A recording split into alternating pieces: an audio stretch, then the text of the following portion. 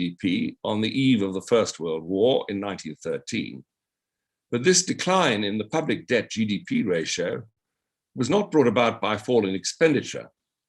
The big improvement in the UK balance sheet in the 19th century came from a 450% rise in the size of the British economy over that century, at an average annual GDP growth rate of 2%. In the first half of the 20th century, the British public debt GDP ratio again surged to an historic peak of 260% of GDP by 1946. But over the next 40 years, this was again sharply reduced to a post-war low of 25% by the early 1990s, in spite of the fact that the actual amount of UK debt increased from around 24 billions in 1946 to around 180 billions by 1990. Once again, it was economic growth that did the trick, with average nominal GDP growth again running at plus or minus 2% a year between 1946 and 2019, but with a drop of just under 10% last year, the worst single-year figure since the Great Frost in 1709. In this perspective, the currently projected COVID-driven debt to GDP ratio of 110% in Britain in the course of the current year looks quite unremarkable. In fact, it is close to the UK's 300-year average ratio of 100% of GDP. Looking further ahead, it is likely that in a decade or so, UK public debt is going to increase gradually again as an aging population pushes up public spending relative to the projected tax base. But if indeed the anticipated roaring 20s effect supervenes between now and then, economic growth should have largely reduced the current bulge in the debt GDP ratio before that next challenge is fully realized in the mid-century. In contrast with this optimism, the pessimistic scenario concerning the impact of COVID-related borrowing on the world economy refers to the classical monetarist account of inflation as arising when too much money chases too few goods. As we've seen, there's undoubtedly a lot of new money swirling around the world economy. But will there be too few goods for that money to purchase? Much here will depend on the extent to which the pre-COVID infrastructure of production and supply will have been preserved, and on the speed with which new technologies will improve and expand that supply. Here, my impression is that in terms of the overall global picture, the supply side is pretty robust, at least in respect of the supply of goods. Moreover, it also looks as though the world economy may be poised to move into an era of intensive and extensive technological innovation, accelerated by COVID and driven by developments in the deployment of artificial intelligence and the life sciences, and by the introduction of new green technologies. Over against this, it must be recognized that the vast printing of money that has occurred since early 2020, on top of what happened after the financial crash in 2008, carries with it a real risk of an inflationary explosion, and with this of potentially toxic combinations of high interest rates, higher taxes, cuts in public spending, and an increasing gap between the haves with inflated asset values and the have-lesses and the have-nots with few or no capital assets. In this context, I might add that the mature region of the world economy, which is most vulnerable to a catastrophic fallout from such developments, must surely be the European Union, with its increasingly baroque monetary system, monetary union, built upon only the shallowest of foundations. On this point, some of you may remember my talk 2 years ago on the future of the European Union, highlighting the tensions within the EMU between permanently fixed internal exchange rates and inflexible national social entitlements. Which of these two divergent prognostications for the future of the global economy over the next period is the more likely to come about? I mentioned earlier that stock markets, especially in the USA, are betting heavily on the more optimistic scenario, and I think that this is the more likely to come to pass. Nevertheless, even under the most favorable conditions, the performance of the various national and regional economies across the world is likely to be somewhat differentiated. The Chinese, the Americans, and the tiger economies will probably race ahead, while Japan and the European Union are likely to fall increasingly behind.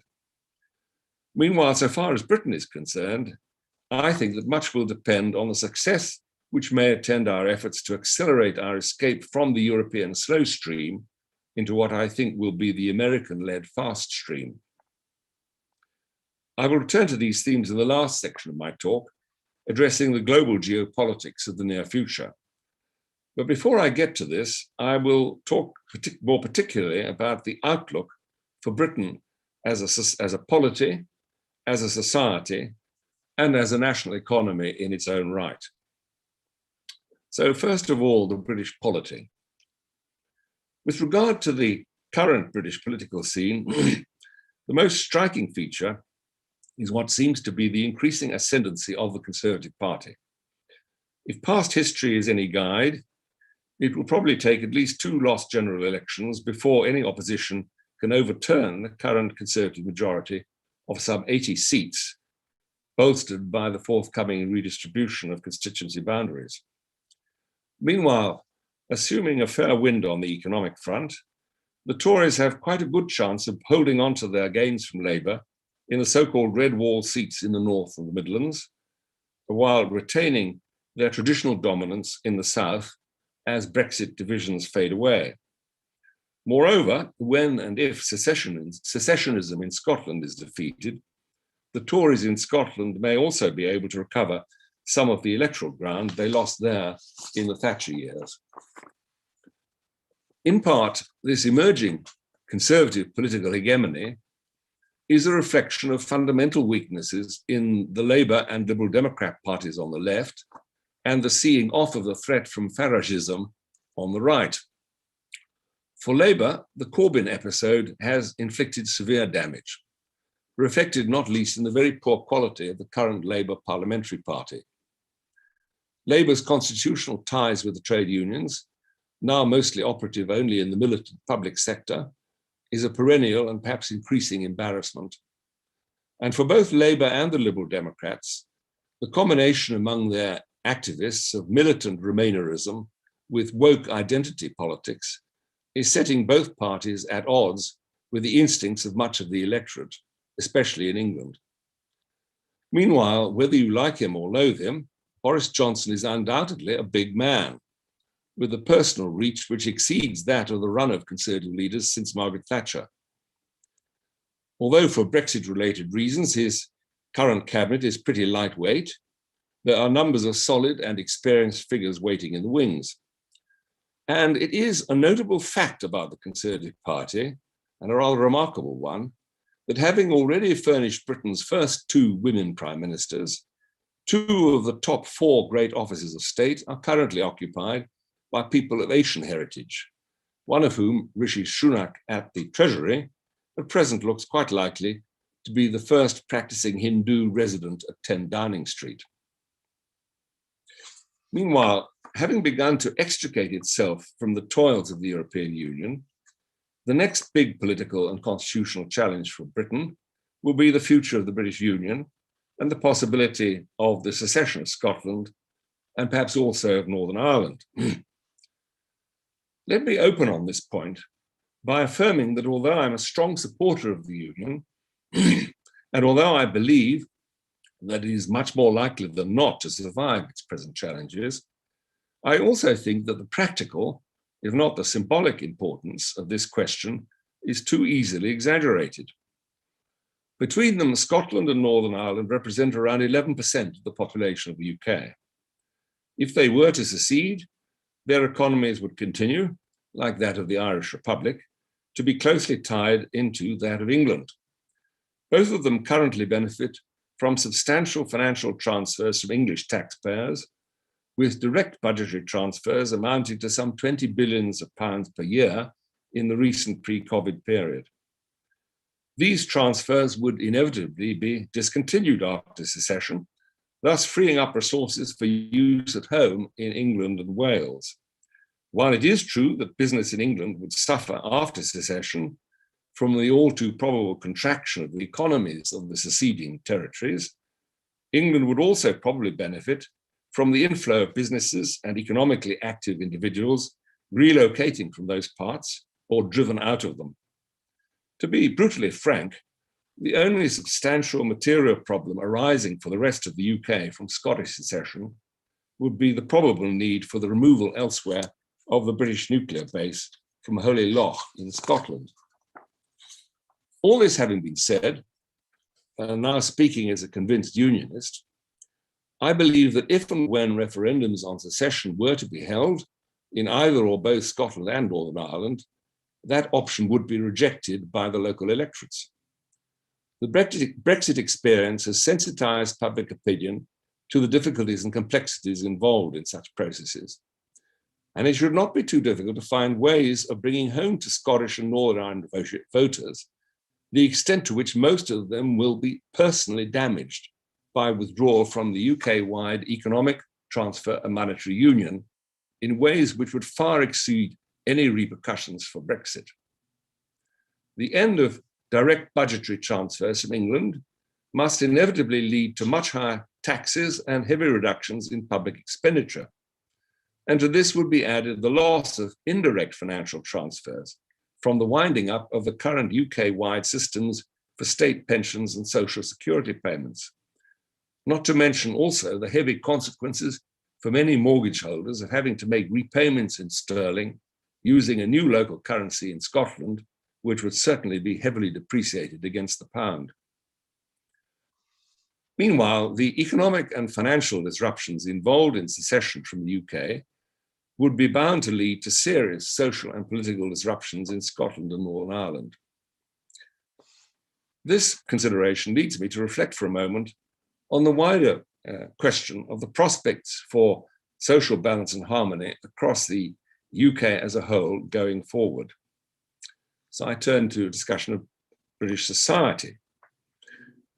Across the Western world, chattering class discussions of such matters tend to be framed in terms of a perspective which foregrounds issues connected with inequality, adducing the Marxist view, most recently promoted by Thomas Piketty, that capitalism and free markets must inevitably lead to increasing economic inequalities between the haves and the have-nots. Marx's original prediction of the immiseration of an expanding proletariat was, of course, already disproved in the late 19th century, and it has been comprehensively refuted since 1945, first in Western societies, and then since about 1990, by the hugely enriching transition from socialism to capitalism in countries like China and Vietnam. But the thesis of increasing inequality and therefore of social disharmony in capitalist countries still continues to be pushed by well-meaning, or perhaps even less well-meaning, egalitarians. So let's just pause for a fact check in the case of Britain, the historical pioneer of modern capitalism. I distinguish between inequalities of income and inequalities of wealth. With regard to the former, a recent study by Eurostat, the statistical office of the EU, has worked out an average for income inequality across the European Union and has shown that while the UK level is slightly higher than that average, it is below that in many other European countries, and that in all of them, income inequality is less than in the United States, and it may be added, than in such ex-Marxist states as Russia and China. Meanwhile, recent studies published by the UK Office of National Statistics have shown that while inequality in household incomes in the UK is somewhat higher than it was in the 1960s and 70s, it has remained at roughly the same level since the early 1990s. Indeed, there was a small fall in income inequality following the 2008 recession, when a sharp reduction in real earnings occurred while welfare benefit levels remained stable.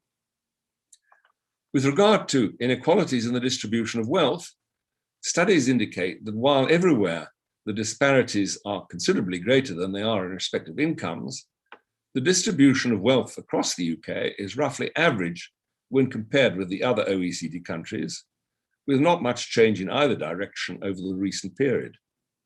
Basically, in respect of inequalities in the distribution of both income and wealth, the UK is in the middle of the pack among mature economies.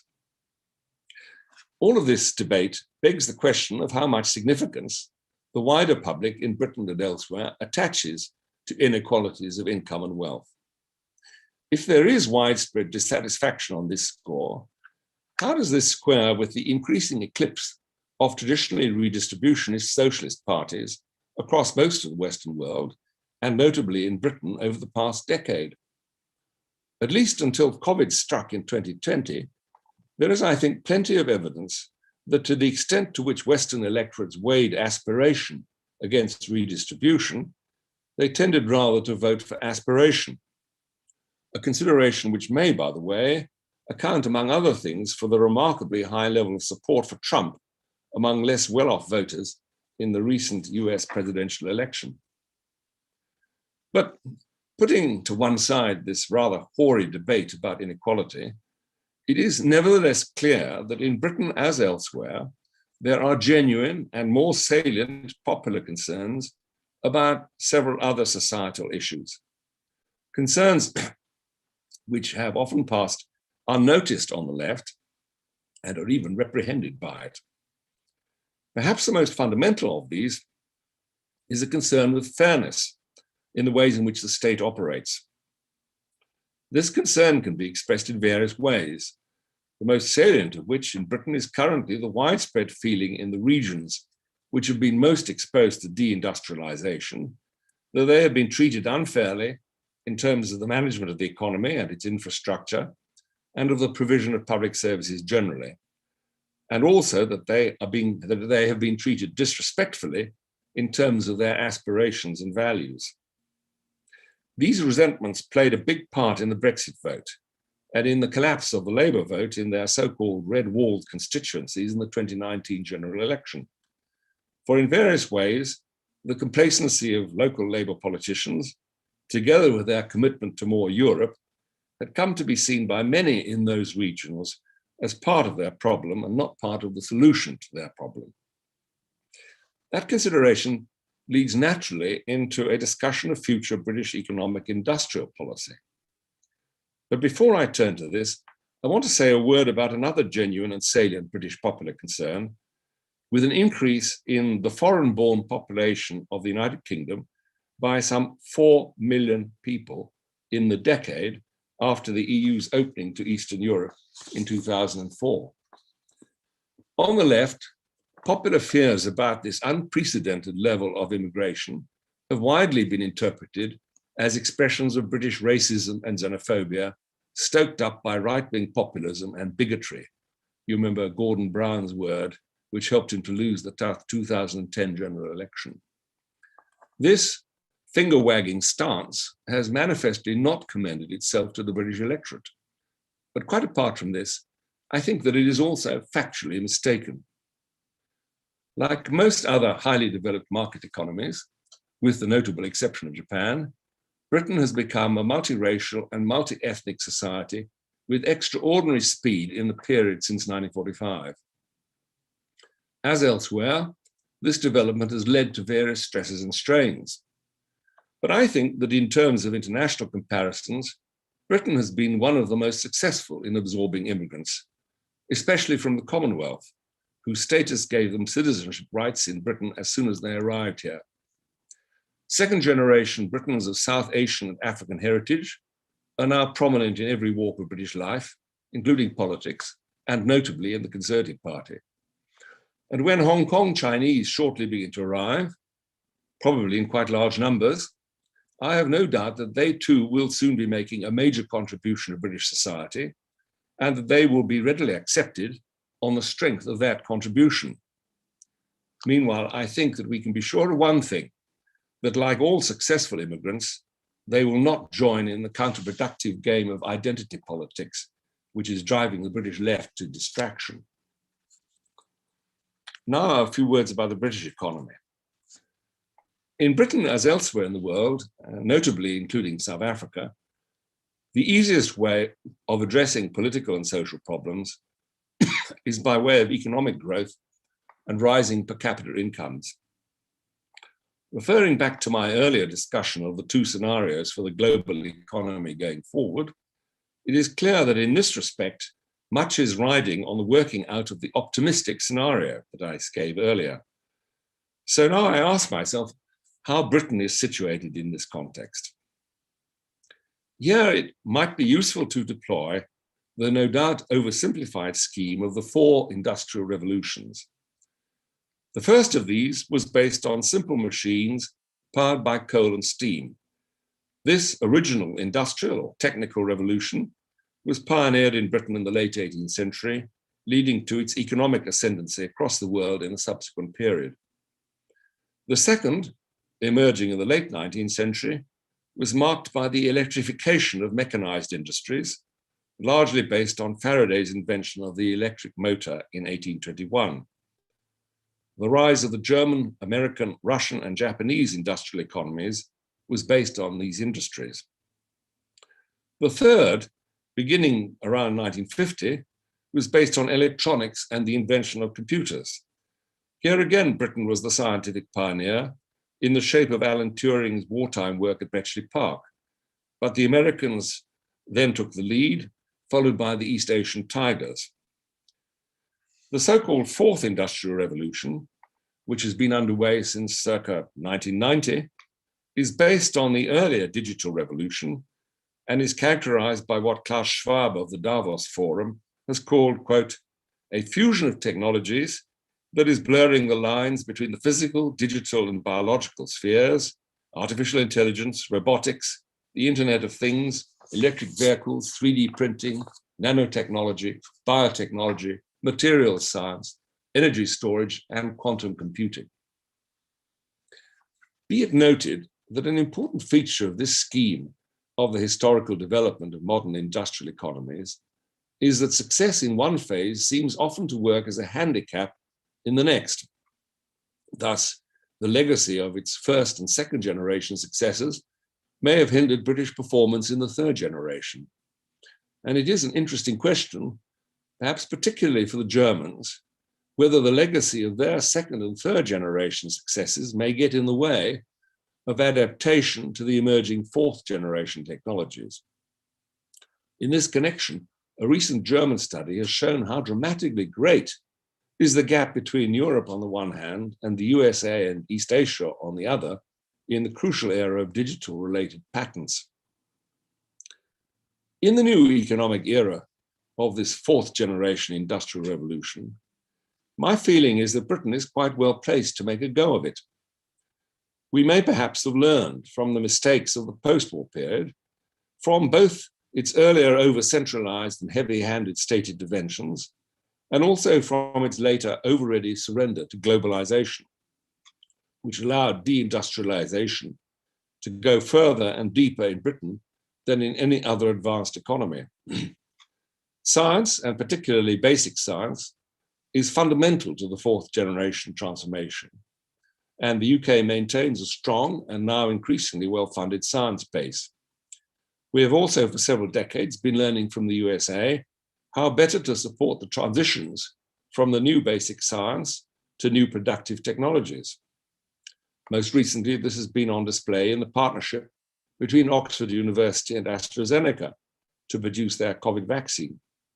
Meanwhile, within the past year, the UK has become the world leader in sequencing the COVID genome, and perhaps thence in developing refined vaccinations against future COVID mutations. Britain has a very much more than proportionate share of the world's best universities, although we are still playing catch up in the improvement of our provision for technical and vocational training and education. We also have a growing, although still quite modest, presence in almost every sector of fourth generation technologies. We have several times more niche and unicorn tech businesses than there are anywhere else in Europe. The challenge now is to increase their numbers and to enable and promote their growth in scale. Britain is obviously deficient in solar power, but it has a natural geographical advantage in the harnessing of energy from wind, which is unexpectedly becoming one of the prime new sources for green energy. We are globally connected through the use of English as the world's international working language. One of the world's chief financial and investment centers is located in London. The British legal and political ecosystem is one of the most solid and stable in the world. Here, I think that Brexit is a classic case of the exception which proves the rule.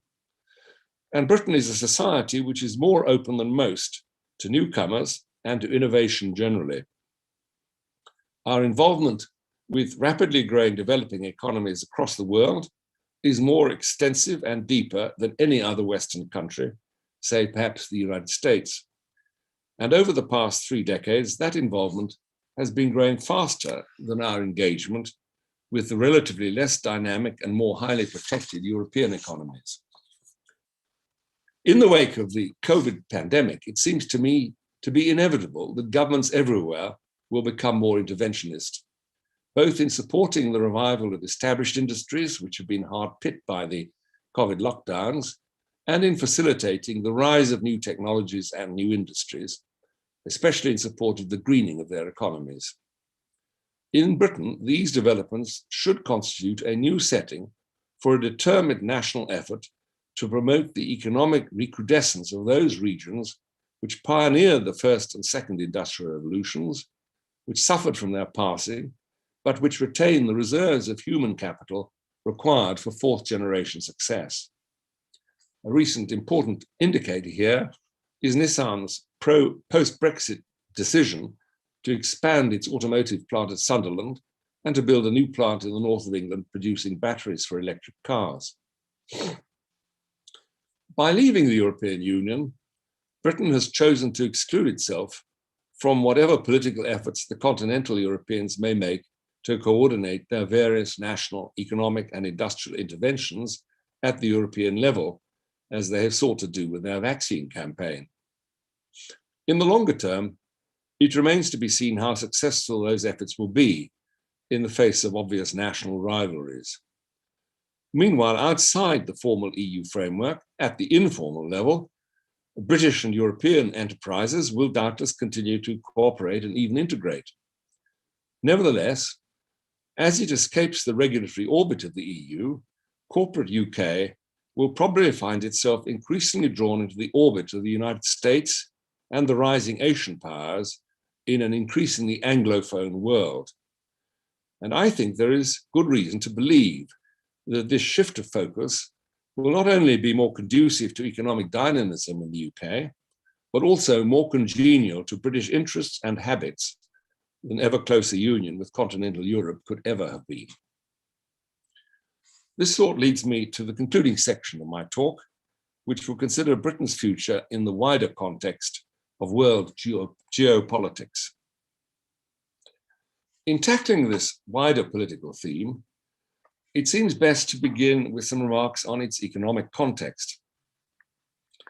Over the 15-odd years since the oil crisis of 1973, the relative economic weight of the European powers, including Britain, has declined relative not only to that of the United States, but also to that of the rapidly growing economies, first of East Asia, then of West Asia, and now also South Asia. The figures are stark and significant.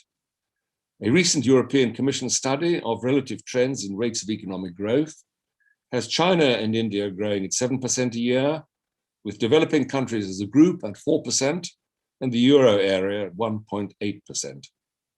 And in its latest forecast, the IMF predicted 6% growth in 2021 in emerging markets, compared with 3% in developed markets, with the gap continuing to widen in subsequent years.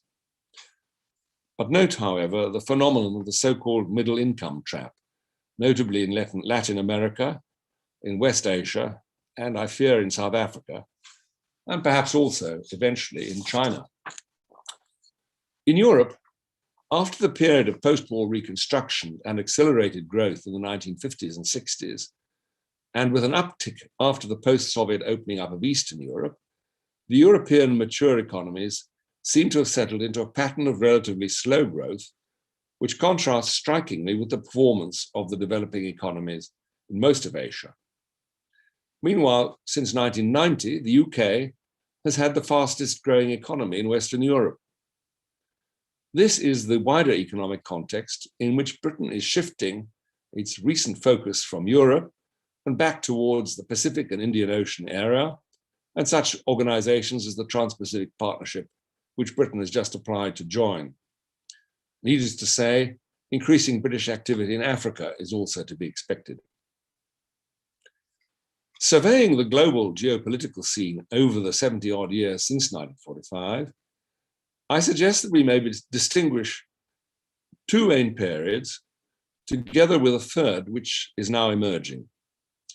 The first period, from 1945 until the 1980s, late 1980s, was an age of bipolarity, in which the two so-called superpowers were the United States and the Soviet Union.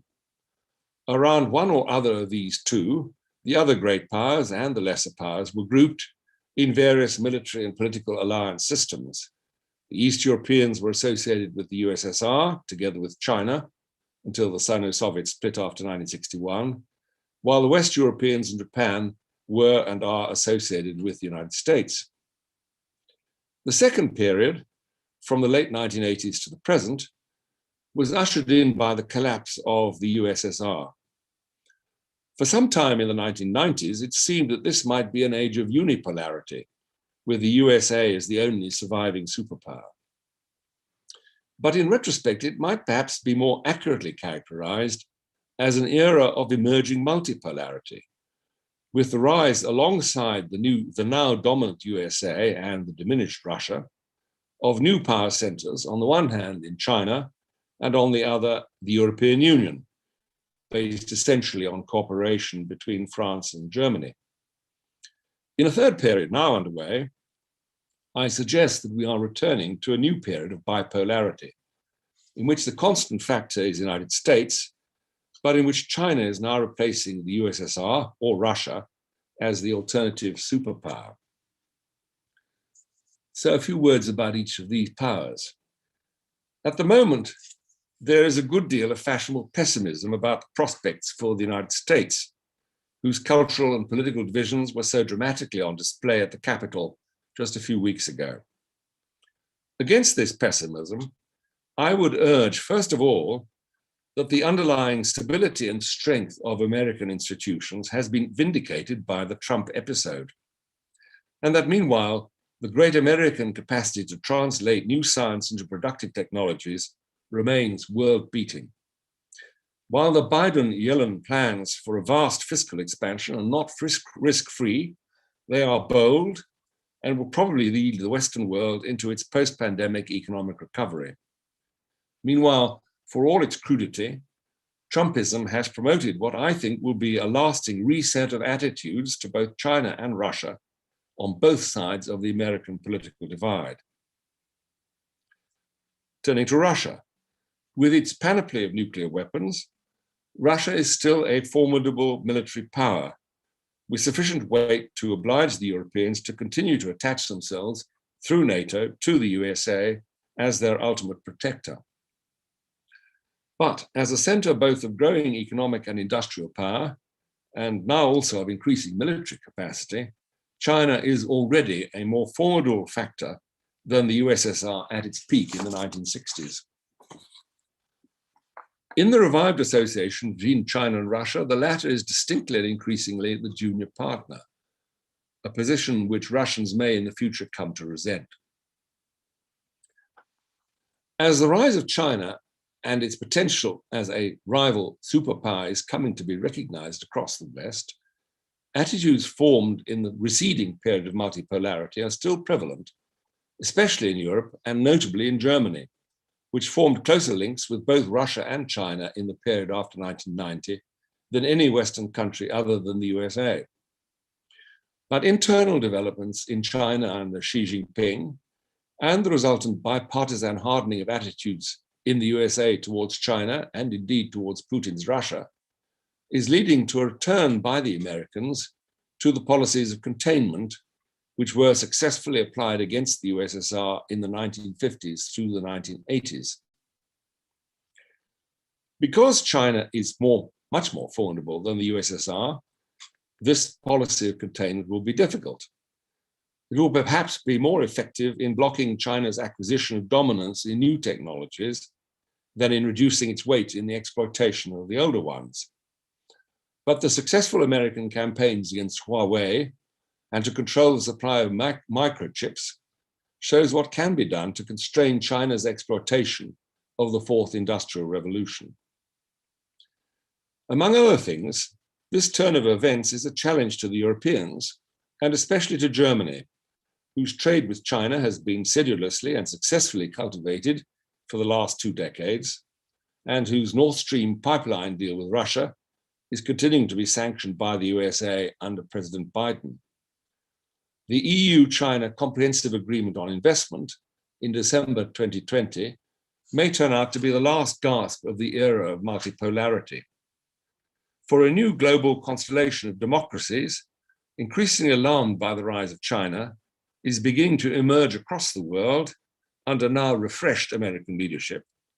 And the continental Europeans will find themselves under increasing pressure to realign themselves within this new balance.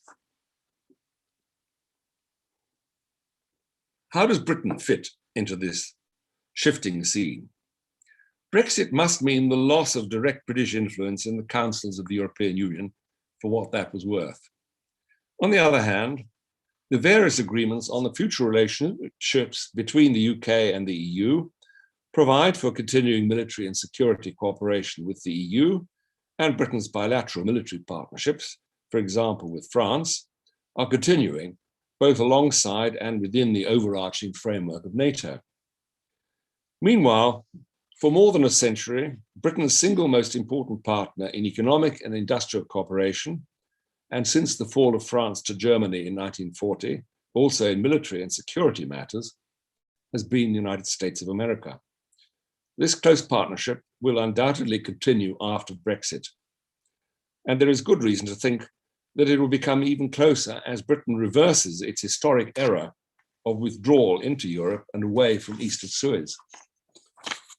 In the context of America's new policy towards China, the UK has important legacy commitments to the Chinese people of Hong Kong, which aligns her naturally on the American side of this great argument, alongside India, Japan, South Korea, the states of Southeast Asia, and also with Australia, New Zealand, and Canada.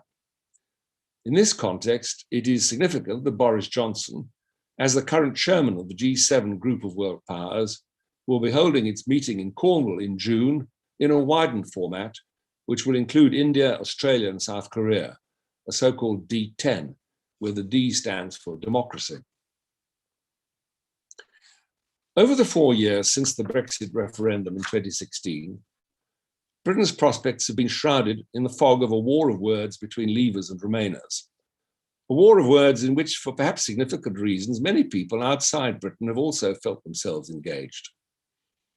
It's hardly surprising that in these debates, both inside Britain and across the world, the voices of the critics of Brexit have been the loudest among the chattering classes.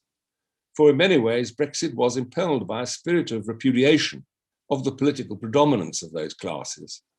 A revolt, as David Goodhart has put it, of the somewhere people against the preponderance of the anywheres and the nowheres. But in spite of these perturbations, Brexit is now an accomplished fact. And as the fog of the Brexit wars begin to clear, it should become possible for both sides of the argument to begin to take a more measured and considered view of Britain's prospects after its withdrawal from the formal structures of the European Union. It is in this spirit that I've attempted to frame this talk to you today. In 1962, the then leader of the British Labour Party, Hugh Gaitskell, remarked that Britain's participation in a federal Europe would mean, quote, the end of Britain as an independent European state, the end of 1,000 years of history, unquote. Perhaps this was an exaggeration, but whether or not Gaitskell was right, it is clear that the distinctive course of British history has now again been resumed. Thank you.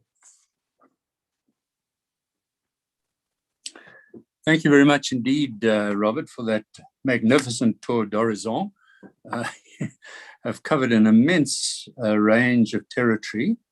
And we do fortunately have both time and a number of questions for you. Perhaps I can kick it off myself.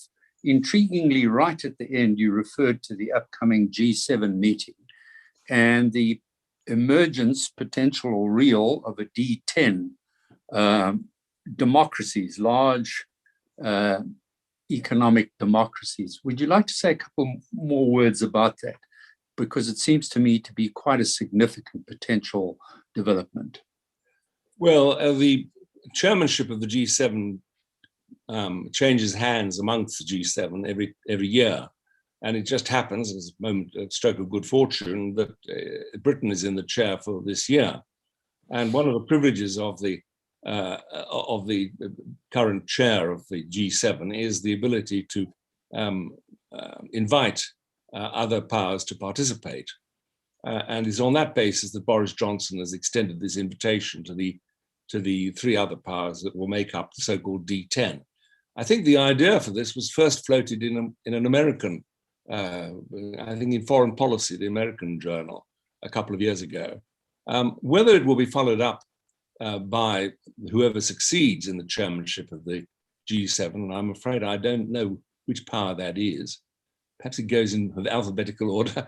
So maybe if after UK would then be USA, I don't know. However, it would be up to them whether to continue with the practice. And I guess a considerable amount will depend on on what actually happens at the meeting in Carbis Bay in Cornwall in June and the success of the participation of these three new powers. Of course, there are always a lot of jealousies and resentments about this, with other people saying they might be left out and so forth and so on. But I think it could be a potentially very significant development. Certainly the idea of a kind of increasing organization, which inevitably will be led by the United States, of the democratic states over against China and Russia, seems to me to be a rising feature in the world's political agenda. Thanks very much. We've now got a couple of questions that bring it closer to home, to Africa. So Mapeli Mashweshwe, who is a lecturer at the Department of International Relations at WITS, asks, what form is the increased or revamped British activity in Africa likely to take in a post-Brexit phase?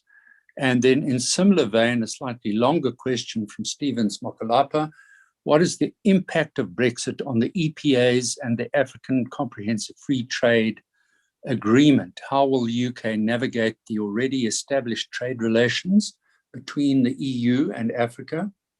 Is the UK going to establish multilateral trade organizations like the China-Africa Forum or the US-Africa Forum or the EU-Africa Forum? Will the UK adopt multilateralism as opposed to nationalism, populism? So that's a sort of clump of questions dealing with Africa-UK relations. Well, that's a very big agenda, and I'm afraid I don't really have a command of the detail of quite a lot of this. I think there's already a UK-South Africa free trade area agreement. That was agreed in principle when Theresa May was Prime Minister, and I remember she paid a visit to South Africa in that context. I guess that the involvement of Britain in Africa in the future is going to continue to be primarily economic and investment and trading. There will also be a military dimension. The British have now joined in the United Nations effort in Mali to support, where the French have been in the lead. And there's a small EU contingent there, I think about 100 troops. Britain has got 250 troops just deployed there.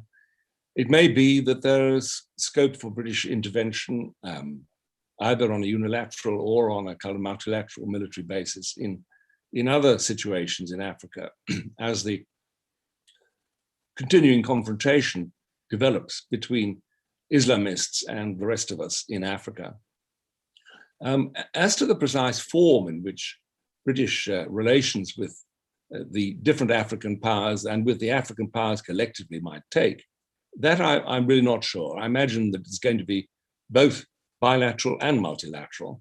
But probably, I guess, in the first instance, the main emphasis will be bilateral, since that's where the strongest political entities are.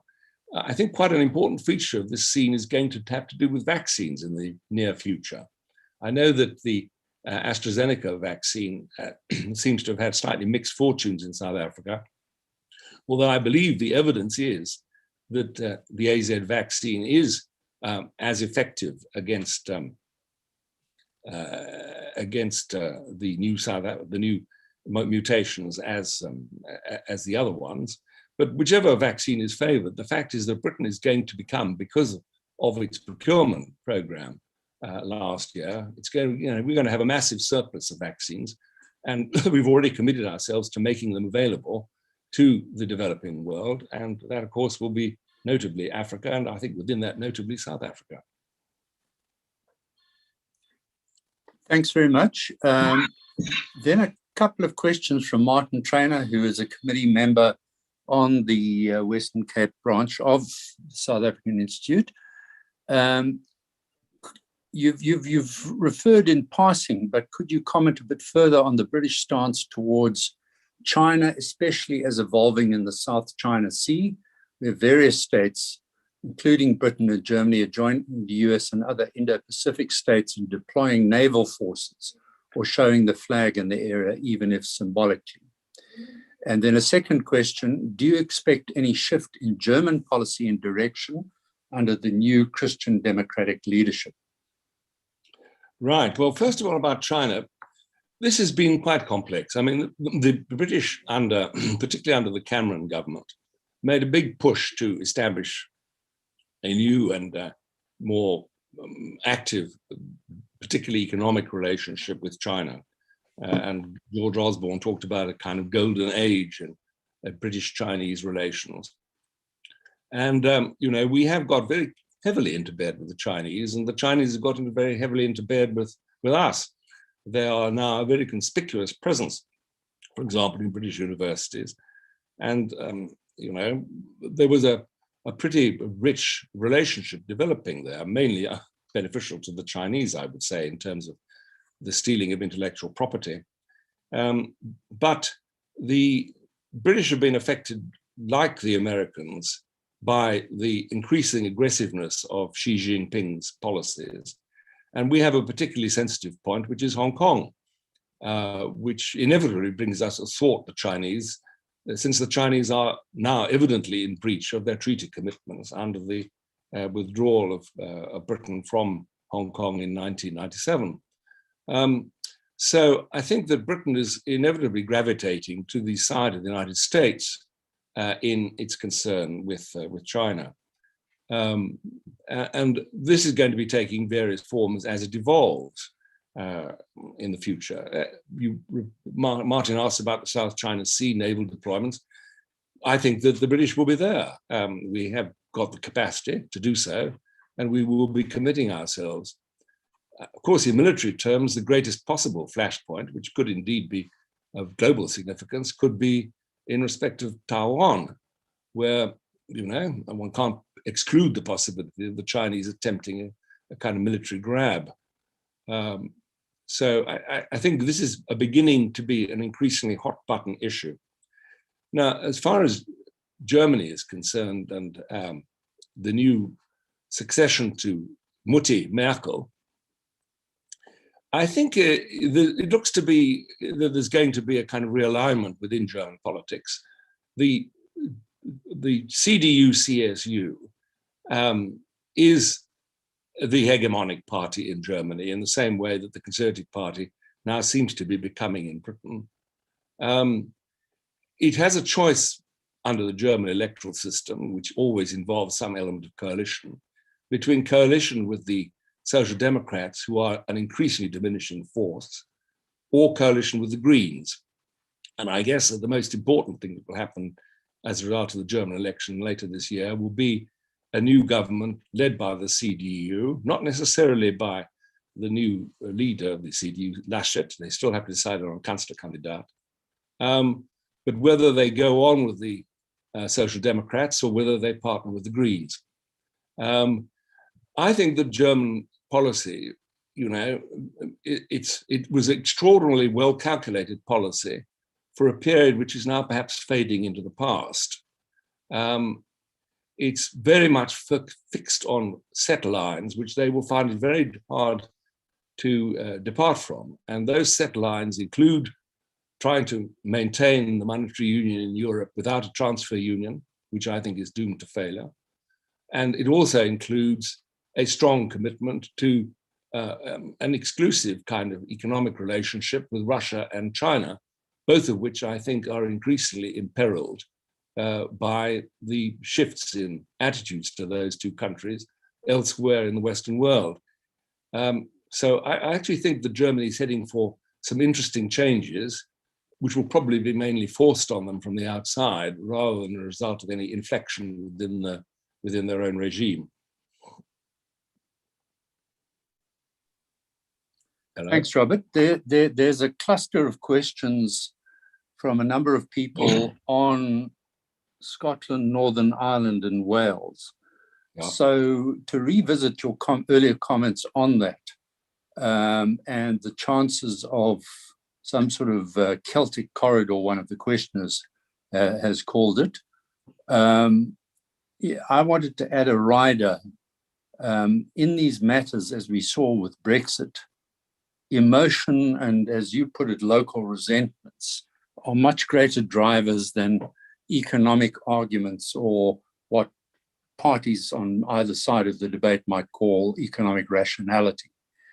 Has the Conservative Party got the skill to manage the emotions and resentments that lie in some of those countries or territories? Well, I believe it has. Let's start with perhaps the most difficult one, which is Northern Ireland, where there was actually an active insurrection bordering on a civil war, which went on for about 20 odd years and caused a great deal of local mayhem, which spread also to the mainland of Britain. Well, that was successfully resolved on basically British terms. The IRA gave up its arms. The attempt to achieve power through the barrel of a gun was successfully resisted by military operations, and then a successful political operation took place to establish through the Good Friday Agreement an accommodation between Britain, Ireland, and Northern Ireland. And that is still in place, still operative. It has been rather interfered with by the European Union, which was never a party to it, by the way. And so that is a bit of an issue which is still lurking away. If you look at opinion polls, what they show in Northern Ireland is still very substantial support for the British Union, and that includes support from Roman Catholics. The consequences for Northern Ireland of leaving the British Union would be pretty dramatic in economic terms. And it's an interesting point that the Good Friday Agreement, which does provide for the possibility of a referendum on the future status of Northern Ireland, also requires that such a referendum should involve the Irish Republic at the same time. And I don't know whether the Irish Republic is ready to take on the burden of Northern Ireland, which would be not inconsiderable. It's an interesting question whether in those circumstances there would even be a positive vote for unification in Southern Ireland with Northern Ireland. But as far as Northern Ireland is concerned, the unionist sentiment is still dominant, and the economic forces are very powerful, leading it to stay on in the British Union. So I don't really think that Northern Ireland is going to be an issue. Meanwhile, it's an important point to note that the initiative for any referendum on Northern Ireland has to come from the British government. That's specified in the Good Friday Agreement. Now, as far as Scotland is concerned, it is again the case that the constitution arrangements between Scotland and Britain mean that Westminster has got to consent to the holding of any referendum. That consent was given by David Cameron in 2014, and we had what was described by the SNP at that time a once-in-a-generation referendum, which they lost quite substantially. They've attempted to reopen the question in the context of Brexit, and they're going to try, I think, probably to make a dash for it in the sense of getting the Scottish electorate to vote in the elections in May for a commitment on the part of the SNP to hold an informal, if you like, advisory referendum. Doing that, of course, would be open to challenge in the courts. It would be illegal and unconstitutional. It would not be recognized by the British government, which has made it absolutely clear that it is not prepared to agree to such a referendum. Now, whether we would be able to see that off or not, of course, is a bit of an open question, but you only have to see what happened in Spain, where Catalonia conducted such an operation. It was resisted with a very heavy hand by Madrid, but successfully, and Catalonia is still part of Spain.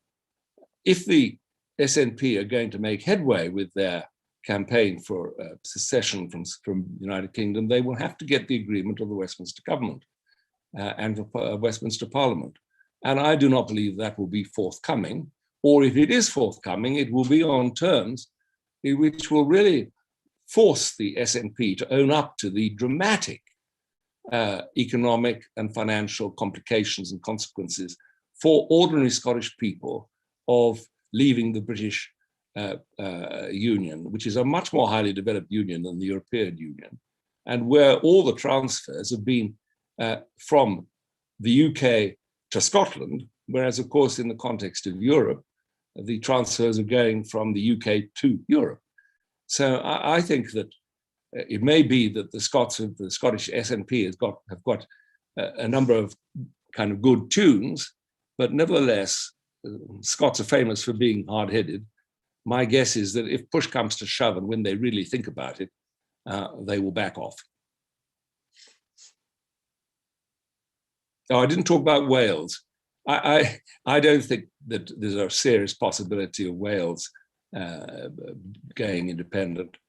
They would enormously benefit, of course, from the departure of both Northern Ireland and Scotland, because if that were to happen, then, of course, all the money that's been going to Northern Ireland and Scotland will be free to be spent in Wales, which might be considerable benefit to them. Thanks, Robert. Then a couple of questions which are really being debated universally, but are pertinent and current also in the UK. These are from Simon Jarrett, who is a senior business solutions consultant.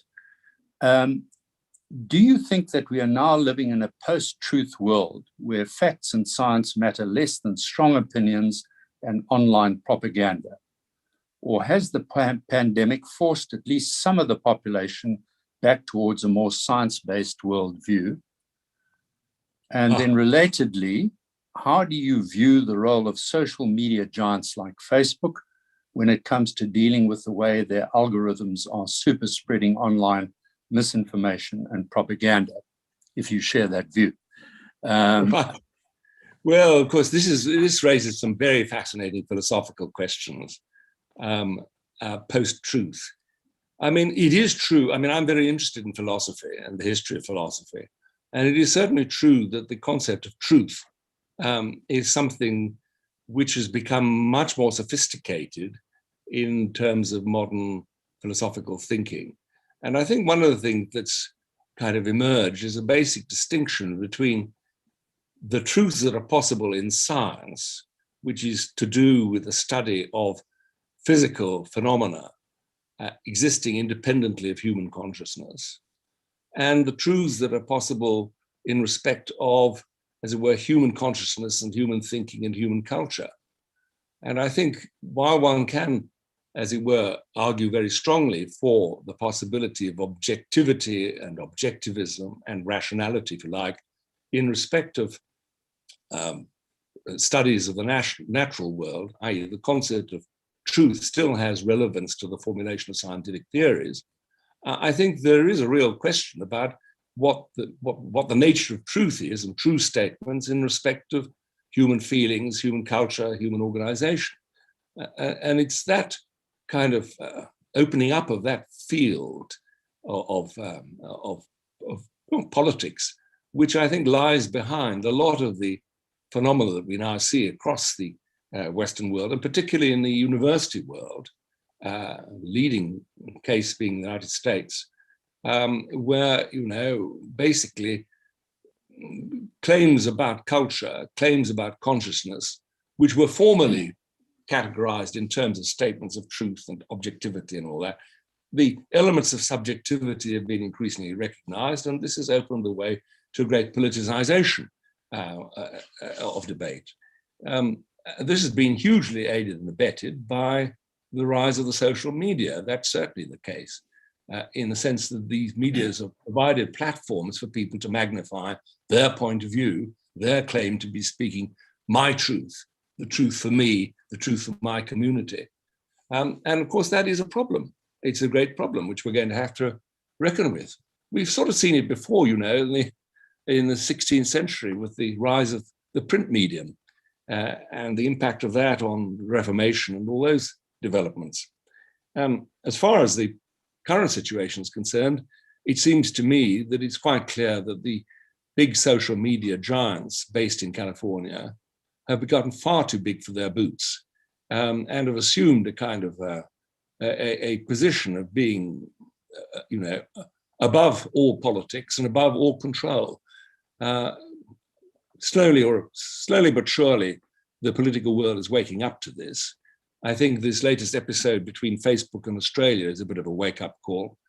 I think that was an extraordinary, clumsy decision by Facebook. I suppose that Sir Nicholas Clegg, political advisor to Mark Zuckerberg, had his hand in that, another unfortunate intervention of Nick's.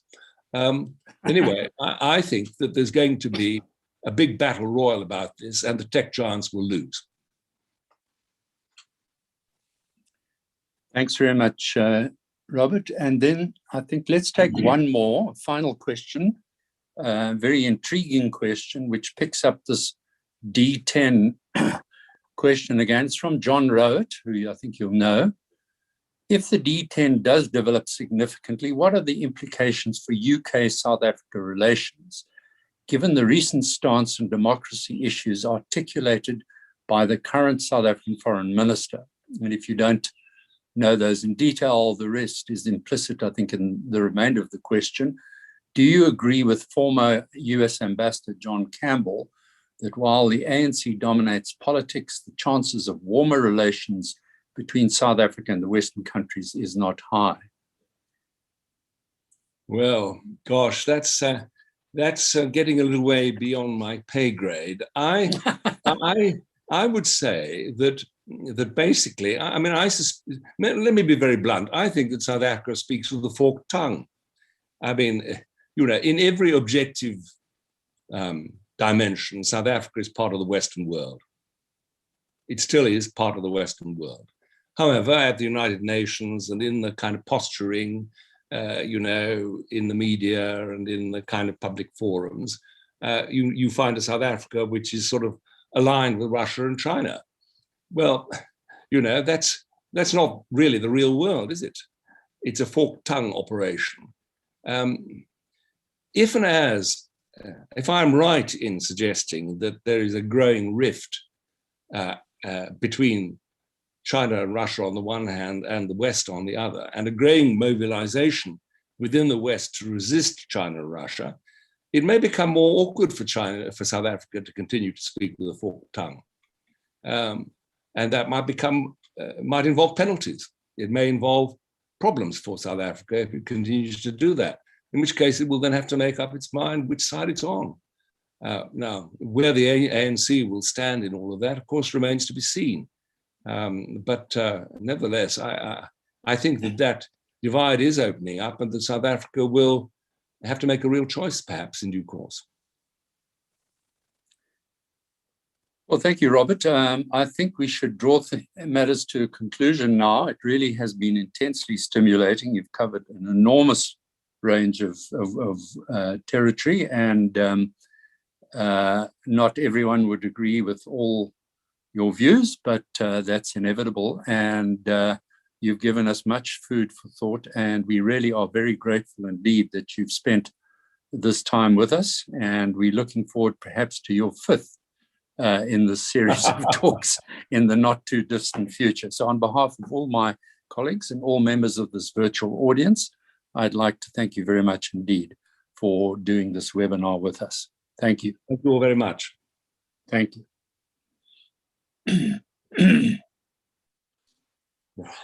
Thank you, Robert. Thank you, Pippa. I think that went off all right. Oh, yeah. Good. There we go. David, thank you very much for putting up with that. It went very well.